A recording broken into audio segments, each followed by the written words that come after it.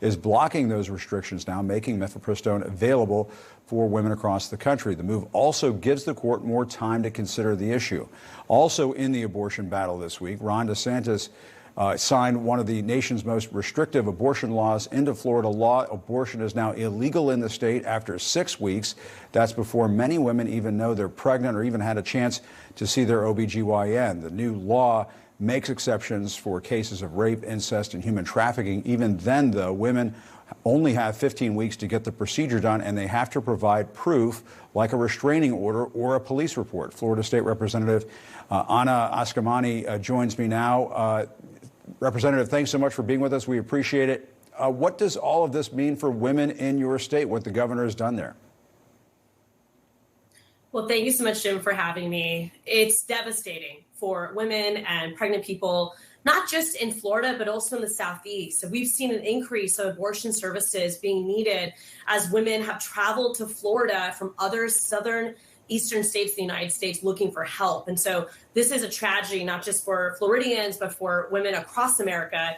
And we're going to fight back in every way that we can. But the fact that Governor Ron DeSantis signed this behind closed doors, 11 o'clock at night, also tells me that he knows how deeply unpopular this policy is, not just in our state, but for Americans around the country. And I definitely want to ask you about the politics of this in a moment. But I mean, what do you say to women in Florida who may be looking for abortion services right now? Medically speaking, plenty of women don't even know that they're pregnant until after 6 weeks. So for all practical purposes, it's just an all-out ban for a lot of women out there. You are correct, Jim. 6 weeks is incredibly extreme. You will not know you're pregnant by 6 weeks. And I actually worked at Planned Parenthood before I ran for office. And so I see the real life implications of these policies on patients. And not only is this going to force individuals into birth, but you're going to have to leave the state of Florida to access care. And right now, our closest state is North Carolina.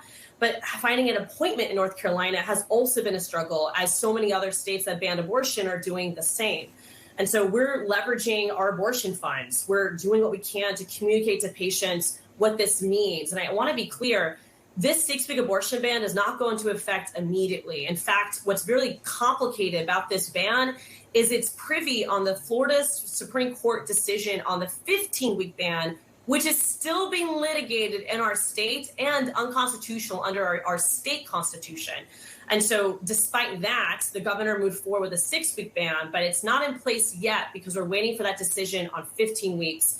And then when that decision comes out, we have 30 days until a 6-week ban goes into effect. But I have to imagine it puts a chill out there for a lot of women who are thinking about undergoing this procedure. And Representative, you've also said that this new abortion law could tank a DeSantis presidential run. You were indicating a few moments ago he did this behind closed doors. He is surrounded by some supporters there when he did this. We're showing a picture of that right now. But what's your message to women around the country who are considering supporting a DeSantis candidacy? Well, first of all, please understand how extreme Governor Ron DeSantis is in taking away our collective freedoms. This is an unpopular ban. And we've seen around the country, Americans reject abortion bans and support constitutional amendments that codify these protections at a local state level. And so you need to understand that a White House with Governor Ron DeSantis is one that takes away our freedoms and our liberties. And that event he had behind closed doors with no press, with no notice, and it was so orchestrated to give off the impression of community support, where he had to tell people in that room to clap for him. It was like Jeb Bush vibes all over again. So please understand that as Floridians, we overwhelmingly oppose this ban. It is actually not just a Republican-controlled legislature that's doing it, but it is the governor trying to pander towards a conservative base of voters.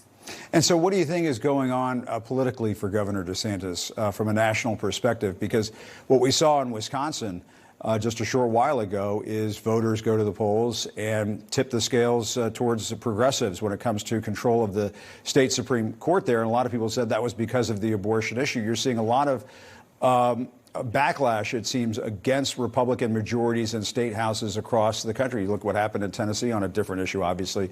There was a backlash there.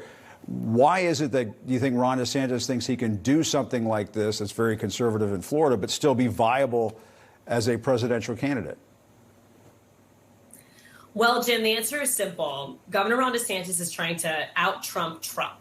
And so to do that, you have to be as extreme as possible. And I would argue, unless you've been indicted and have led an insurrection, you can't out-Trump Trump. But obviously, Ron DeSantis is trying to do that through his actions. But it is not only unpopular among the general electorate.